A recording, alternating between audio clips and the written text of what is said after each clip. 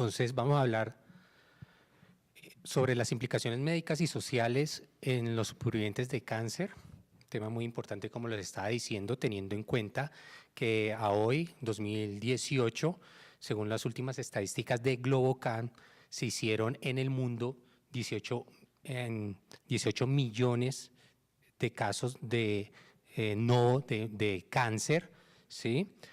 Con una mortalidad alrededor de 9,5 millones de personas por esta enfermedad.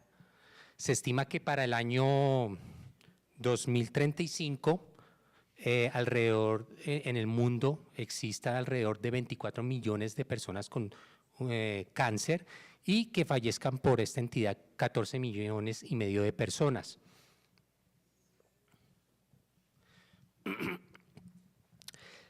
Se conoce que la primera causa de mortalidad en el mundo son las enfermedades cardiovasculares. Sin embargo, ya en algunos países, por ejemplo en Estados Unidos, el cáncer está desplazando poco a poco a la mortalidad por enfermedades cardiovasculares y ya en algunos estados de la Unión Americana, que están con el color azul, es la primera causa de mortalidad, desplazando a la enfermedad cardiovascular. En Colombia, según las estadísticas de Globocan, se documentaron alrededor de 102,000 nuevos casos de cáncer y fallecieron por esta enfermedad 46,000 personas. Al igual que va aumentando el cáncer en el mundo, los supervivientes de cáncer también vienen aumentando. Hacia el año 2012 se tenía un estimado de 32 millones de pacientes supervivientes a los 5 años de finalizado el tratamiento, y de esos 32 millones de pacientes, alrededor más del 60% eran pacientes por encima de los 65 años de edad. Con respecto a las últimas estadísticas en supervivientes de cáncer en el mundo publicado en Lancet 2018, la supervivencia de las diferentes patologías oncológicas vienen en aumento, específicamente para el cáncer de mama, cáncer de próstata, entre un 70 a un 100%, siendo la supervivencia a 5 años más baja para el cáncer de pulmón. En la década de los 70, los supervivientes en Estados Unidos había alrededor de 3 millones de supervivientes de cáncer. Esto aumentó en el año 2016 a 15,5 millones de personas. Para el año 2020 se estima alrededor de 19 millones de supervivientes en Estados Unidos, de los cuales la mayoría van a ser adultos mayores en patologías como cáncer de mama, en cáncer de colon, en melanoma y en próstata. Con respecto a la supervivencia en Colombia, también viene en aumento. Según las últimas estadísticas del año 2005-2009, había aumentado las supervivientes a 5 años en algunas patologías como cáncer de cuello uterino, cáncer de mama,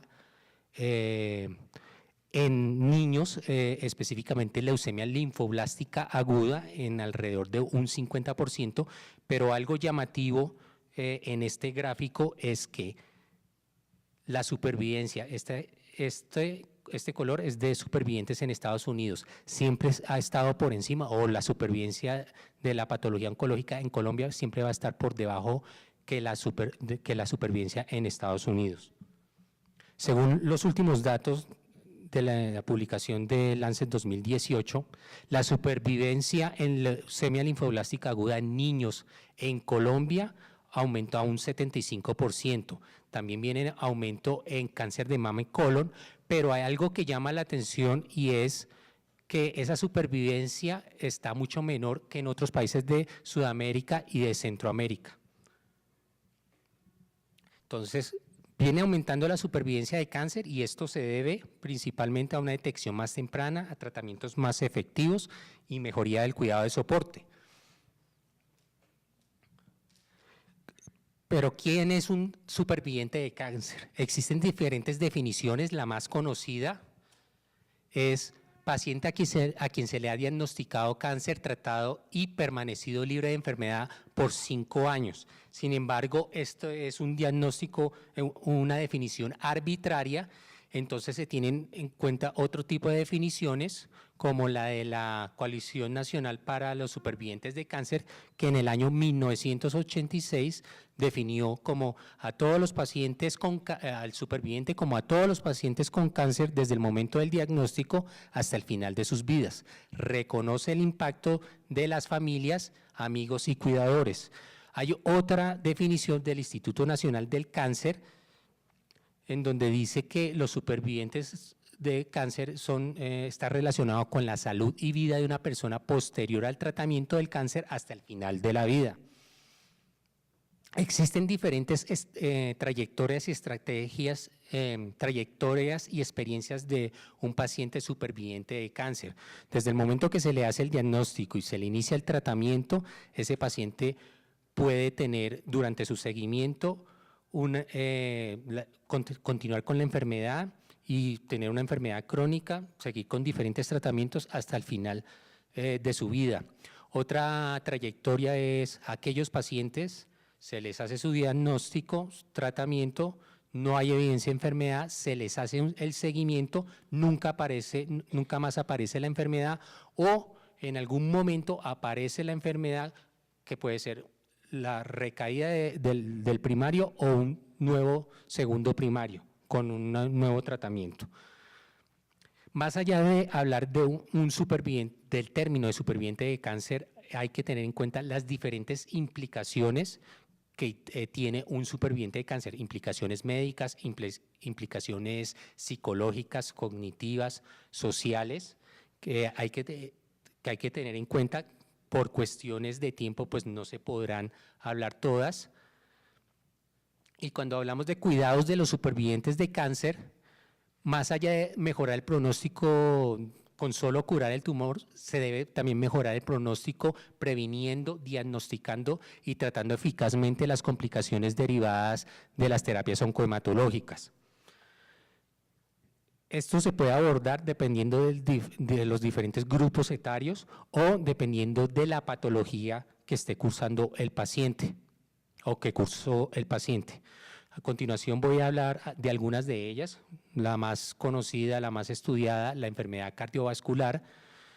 Existen algunos datos de cómo los supervivientes de cáncer tienen una predisposición para enfermedades cardiovasculares, por ejemplo, los supervivientes de cáncer testicular, que son la mayoría pacientes jóvenes, un 43% van a desarrollar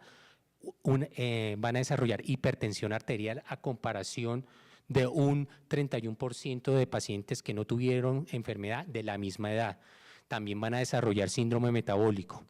Un 5% de los pacientes a los que se les hizo diagnóstico de cáncer van a desarrollar un evento cerebrovascular o un ataque cardíaco dentro de los primeros 6 meses al diagnóstico. En pacientes con cáncer de pulmón que hayan tenido antecedentes de irradiación en el emitórax izquierdo, van a tener una mortalidad mayor a nivel cardiovascular del 30% a comparación de pacientes de cáncer de pulmón que tuvieron irradiación en emitórax derecho. Entonces, la enfermedad cardiovascular en supervivientes de cáncer es la segunda causa de morbimortalidad. 30% de los supervivientes pueden desarrollar cardiotoxicidad, y con respecto a los supervivientes pediátricos, existe una predisposición, 8 veces más casos de muerte de origen cardíaco, 15 veces más riesgo de desarrollar falla cardíaca, 10 veces más enfermedad cardiovascular, 9 veces más casos de eventos cerebrovasculares. Todo esto es explicado por el espectro de toxicidad cardiovascular, por los medicamentos que se utilizan en el área oncológica, pero también tienen un papel importante los factores de riesgo cardiovascular que todo el mundo conoce. Dentro de las complicaciones cardiovasculares existen complicaciones tempranas, complicaciones tardías. Dentro de las tardías es más frecuente a nivel de radioterapia, 5 años después de finalizado el tratamiento, y guarda relación con fibrosis a nivel de las arterias coronarias o alteraciones a nivel de las válvulas. Existen diferentes factores predisponentes para toxicidad a los diferentes medicamentos que se utilizan en oncología, desde la edad, desde la dosis de antraciclinas, la misma hipertensión, las dosis de radiación. Lo más estudiado en cuanto a cardiotoxicidad ha sido la cardiotoxicidad por antraciclina. Se consideran que hay diferentes mecanismos. De pronto, lo más palpable, lo que podría explicar el uso de uno de los medicamentos como cardioprotector es que las antraciclinas, especialmente la doxorubicina, produce un daño en una proteína primordial en el cardiomiocito que se llama topoisomerasa 2B, ¿sí? Que al producirse el daño produce una apoptosis de la célula miocárdica y que es evitado que podría ser evitado mediante el uso de este medicamento que se conoce como desrazoxane. Fuera del desrazoxane existen algunas otras medidas preventivas para evitar la cardiotoxicidad, como usar otros tipos de antraciclinas, duración de las infusiones por encima de 6 horas y tratamiento médico con bloqueo neurohumoral. Con respecto a un estudio realizado por Cochrane Metaanálisis para definir cuáles eran las diferentes medidas de cardioprotección para evitar la cardiotoxicidad, no hubo una evidencia estadísticamente significativa que dijera que la pirrolizina fuera mucho mejor que la doxorubicina en disminuir la falla cardíaca. Hay una tendencia, pero no fue estadísticamente significativa. Mientras que el usar doxorubicina liposomal en lugar de doxorubicina sí tiene un efecto cardioprotector, tanto para falla cardíaca clínica como para falla cardíaca clínica y subclínica. Con respecto a las infusiones por encima de 6 horas, se ha demostrado que también tiene un efecto protector para disminuir los episodios de falla cardíaca clínica, y con respecto al desrazoxane, disminuye también los episodios de falla cardíaca clínica y subclínica, sin disminuir la efectividad del tratamiento oncológico, sin disminuir la supervivencia libre de progresión ni la supervivencia global. También ellos demostraron que no existen diferencias significativas en eventos adversos o efectos adversos, incluyendo segundos primarios.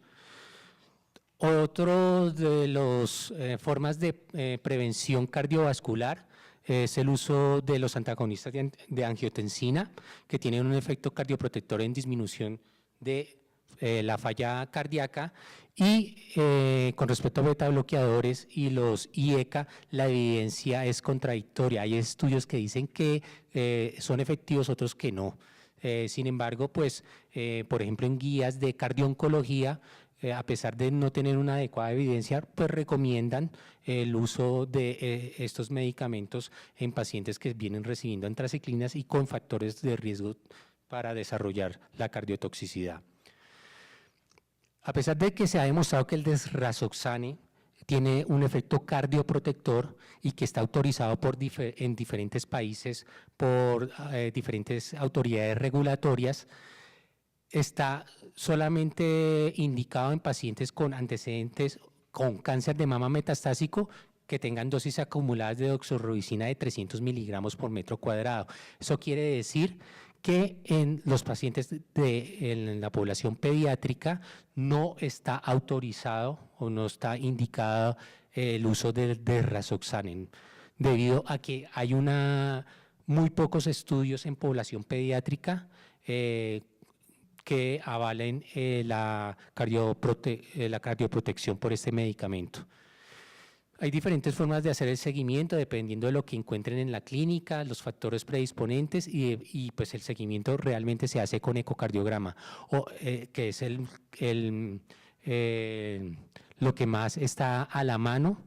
No recomiendan mucho el uso de troponinas y de algunas otras ayudas diagnósticas como de medicina nuclear tampoco es como primera opción el ecocardiograma. Con respecto a los supervivientes pediátricos, también se han hecho como tablas para definir cuál es el riesgo de cardiotoxicidad dependiendo de, de las dosis de radioterapia o de las dosis de antraciclinas. Y con respecto a los pacientes de radioterapia, dependiendo de lo que se encuentre en la clínica, en el seguimiento, se hacen ecocardiogramas 5 a 10 años. Otro tema importante es el linfedema, que es estudiado más en antecedentes de tratamiento de cáncer de mama. 20% de las mujeres a quienes se les hizo vaciamiento ganglionar axilar o radioterapia a ese nivel van a desarrollar linfedema. 6% desarrollarán con solo hacerles una biopsia de ganglio centinela, y un 25 a 60% de las que desarrollen este linfedema desarrollarán un dolor crónico que por lo general no será severo. Todo esto será, la mayoría de los casos, en un 90% en los 2 primeros años de finalizado el tratamiento. Otras causas también estudiadas, los sarcomas, melanoma y tumores ginecológicos. Este linfedema produce consecuencias físicas y fisiológicas que impactan en la calidad de vida. Es un recordatorio constante del sufrimiento de la mujer por el cáncer de seno a pesar de haberse erradicado. Y existen otros factores de riesgo como la obesidad, 3 veces más riesgo que en pacientes no obesas, la infección del sitio operatorio. El diagnóstico principalmente es clínico, es hacer la medición del diámetro de las extremidades. Ocasionalmente se puede utilizar medicina nuclear, las gammagrafías con sensibilidad del 66% y especificidad del 83%, u otros estudios imagenológicos con mayor sensibilidad y especificidad como la angioresonancia. La estadificación también es clínica, estadio 0 que no tiene linfedema, el linfedema 1 que es algo leve, diferencias en la extremidad de 3 a 5 centímetros. En el estadio 2 ya empieza a aparecer, es un linfedema crónico con aparición de fibrosis. El 3 es más evidenciable, la formación de elefantiasis.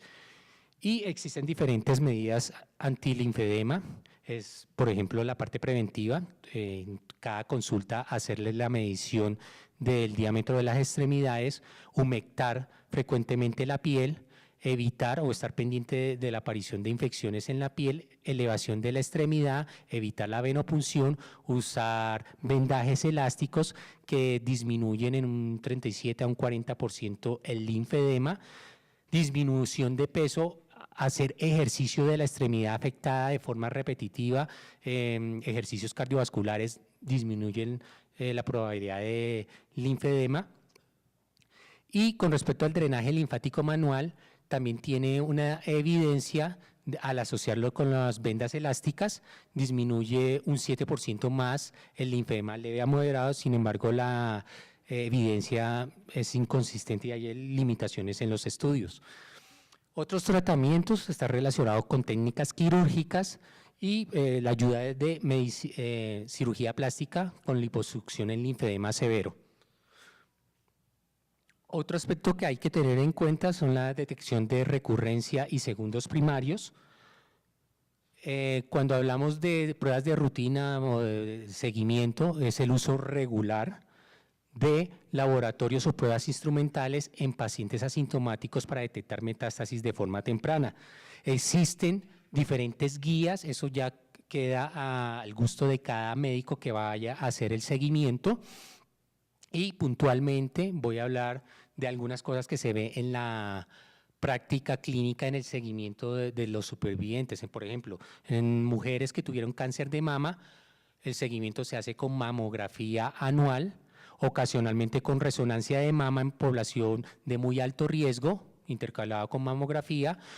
No hay evidencia de solicitar TAC de tórax, TAC de abdomen, gammagrafía cada 3, cada 6 meses, no tienen beneficio en supervivencia libre de progresión, una supervivencia global o de una calidad de vida. En próstata, el seguimiento se hace solamente con antígeno prostático o se requerirán imágenes si tiene una enfermedad metastásica. En melanoma no se sabe el seguimiento óptimo, y es importante que los familiares conozcan la piel de las personas que tuvieron el melanoma. Con respecto a los segundos primarios, hay que tener en cuenta que 1 de cada 12 supervivientes de cáncer van a desarrollar un segundo primario. Y esto, por ejemplo, se puede ver en pacientes con antecedentes de melanoma que pueden desarrollar 13 a 16 veces un riesgo mayor que la población que no ha tenido melanoma para desarrollar otro segundo melanoma. A pesar de este mayor riesgo, la mayoría de los supervivientes de cáncer deberán adherirse a las mismas guías de tamizaje de la población general.